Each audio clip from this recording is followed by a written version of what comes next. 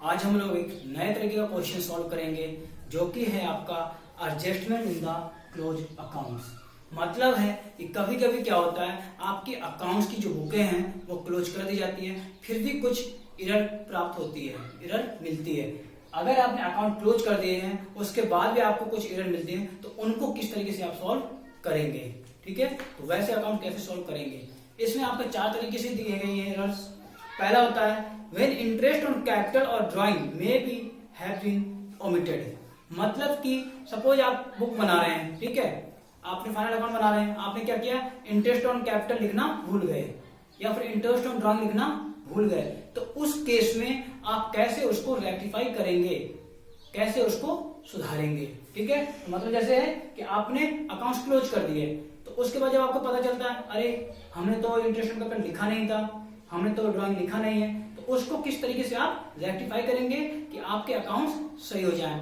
दूसरा केस आता है इसमें when profit and loss have been distributed among the partner in a wrong proportion.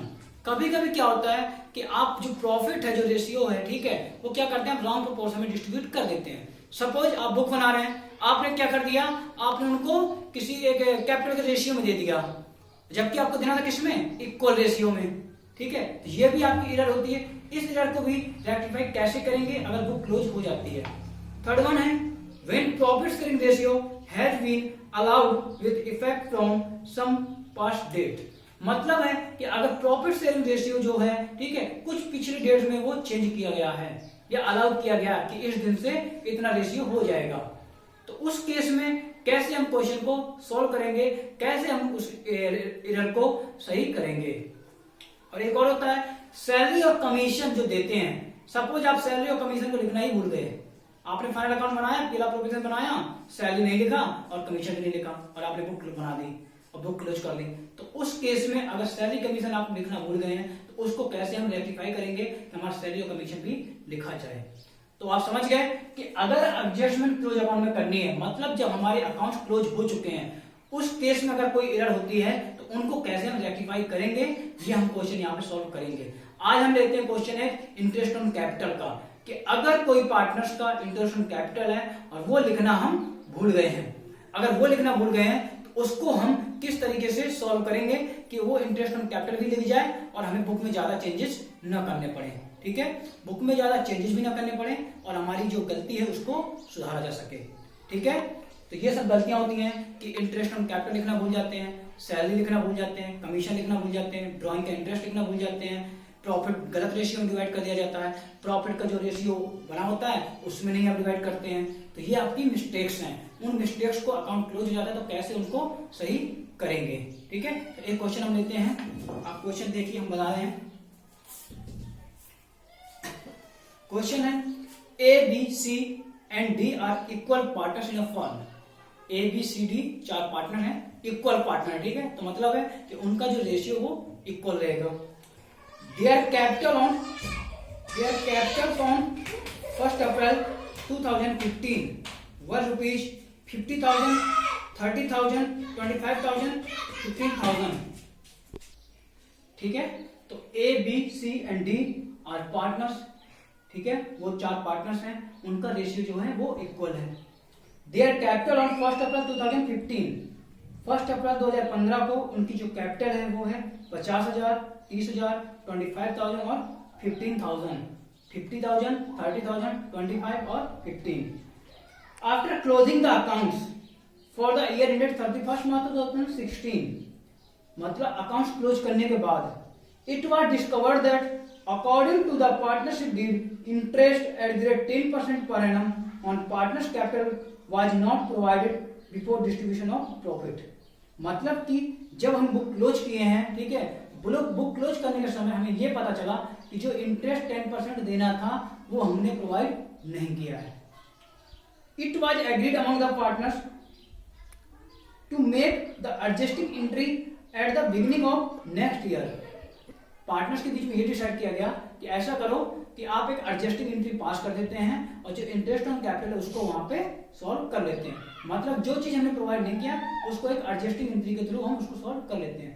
तो आप लोग ये क्या चीज याद रखो कि अगर कोई भी चीज आप ओमिशन हो जाता है, मतलब किसी भी अमाउंट को आपने लिखना भूल गए तो उसको एक एडजस्टिंग एंट्री के थ्रू उसको सॉल्व किया जाता है। उसमें एक टेबल बनाई जाती है, उसके बाद एक एंट्री करते हैं और वो क्वेश्चन आपकी एरर सॉल्व हो जाती है। इस क्वेश्चन में भी हम करेंगे, क्या बोला गया कि जो इंटरेस्ट ऑन कैपिटल है वो चार्ज नहीं किया गया, मतलब डिस्ट्रीब्यूशन नहीं किया गया, उसको हम सॉल्व करेंगे। सबसे पहले ऐसे क्वेश्चन में क्या करते हैं, सबसे पहले आप इंटरेस्ट कैलकुलेट करेंगे। तो आप लिख देंगे यहां से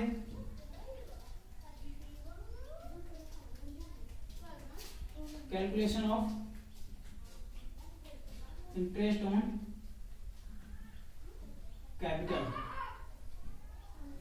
ए बी सी डी। ए की कैपिटल थी 50,000, बी की थी 30,000, इसकी थी 25 और इसकी थी 15। इंटरेस्ट का रेट है 10% पर एनम। आप 10% इनका इंटरेस्ट निकाल लें। पहले का आएगा 5,000, दूसरे का भी 10% निकालिए 3,000, तीसरे का भी 10% 2,500, चौथे का भी 10% आएगा 1,500। टोटल इंटरेस्ट हुआ आपका 12,000। ठीक है, तो मतलब है ये इनका इंटरेस्ट ऑन कैपिटल था। एक का 5,000 था, एक का 3,000, एक का 2,500, एक का 1,500। मतलब इसको हमने शो नहीं किया है, अब इसको हमें शो करना है। ठीक है, तो इसको आप इंटरेस्ट याद रखिए 5,000, 3,000, 2,500 और 1,500।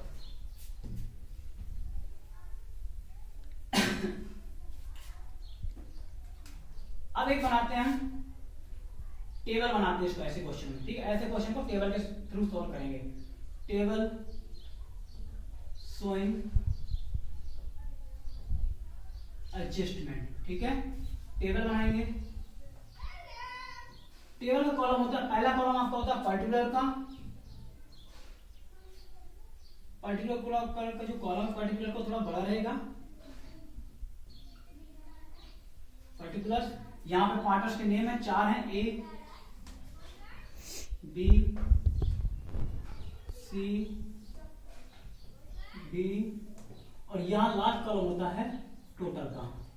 आप ये हर क्वेश्चन में ऐसे करेंगे, particular, name of the partners और टोटल ये बनाएंगे। ठीक है, अब सबसे पहले लेते हैं, आप लोग जानते हैं जो इंटरेस्ट ऑन कैपिटल होता है उसका बैलेंस क्या होता है, क्रेडिट या डेबिट? इंटरेस्ट ऑन कैपिटल का जो बैलेंस होता है वो क्रेडिट होता है, क्योंकि वो पार्टनर्स के लिए इनकम होती है, इसलिए वो क्रेडिट होता है। ठीक है, अब स्टार्ट करते हैं क्वेश्चन को। लिखेंगे इंटरेस्ट ऑन कैपिटल, क्रेडिट करेंगे इसको। किसकी कितनी थी, 5,000 इसकी, 3,000 इसकी, 2,500 इसका, 1,500 इसका, टोटल 12,000। यही है, क्योंकि इंटरेस्ट हमने लिखा नहीं था, उसको हम लिख देंगे, तो क्रेडिट कर देंगे इंटरेस्ट को। अब देखो, पिछले साल जब आपने इंटरेस्ट नहीं दिया था तो उसके बदले में क्या किया होगा, उतना आपने प्रॉफिट उनको दे दिया होगा। क्योंकि एक क्वेश्चन आपको बताते हैं, जैसे मान लो ये आपका पीएल अकाउंट बन गया।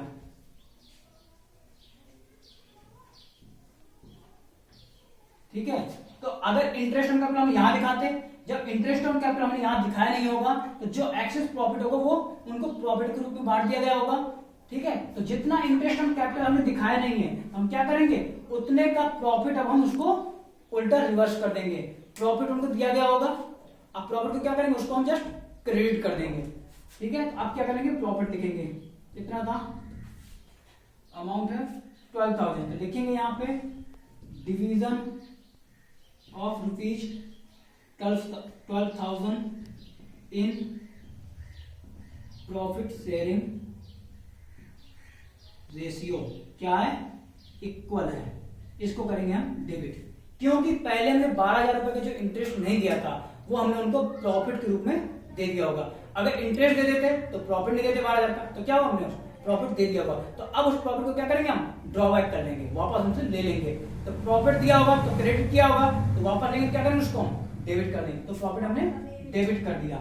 कितना कितना है, इक्वल है। 12,000 के 4 पार्ट करेंगे तो 3,000 3,000 बन जाएंगे, टोटल 12,000।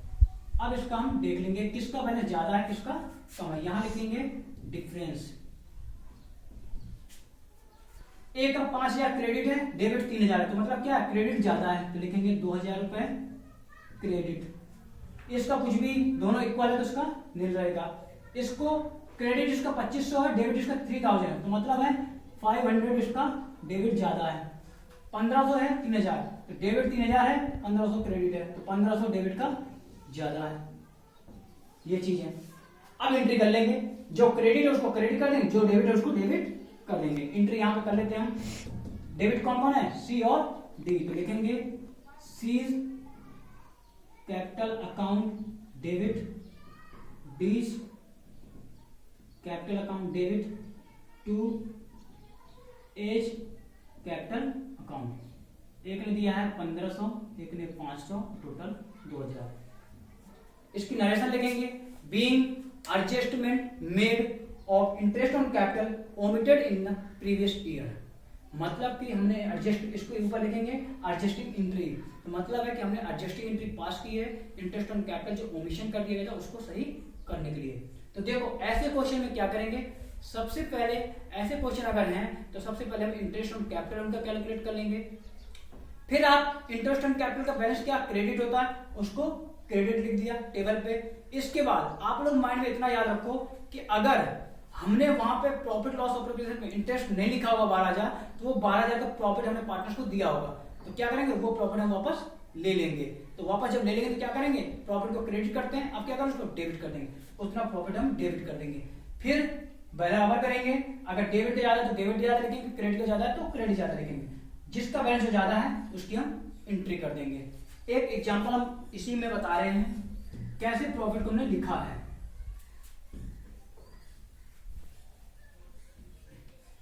सपोज मान लो बिजनेस में प्रॉफिट है 30,000 का, ठीक है, 30,000 प्रॉफिट है। अब देखिए पीएल अप्रोप्रिएशन अकाउंट बना होगा, बाई प्रॉफिट होगा 30,000। इंटरेस्ट ऑन कैपिटल लिखना भूल गए हैं, तो क्या किया होगा, पूरा का पूरा 30,000 ए बी सी और डी को बांट दिया होगा, 7,500, 7,500 और 7,500 और 7,500।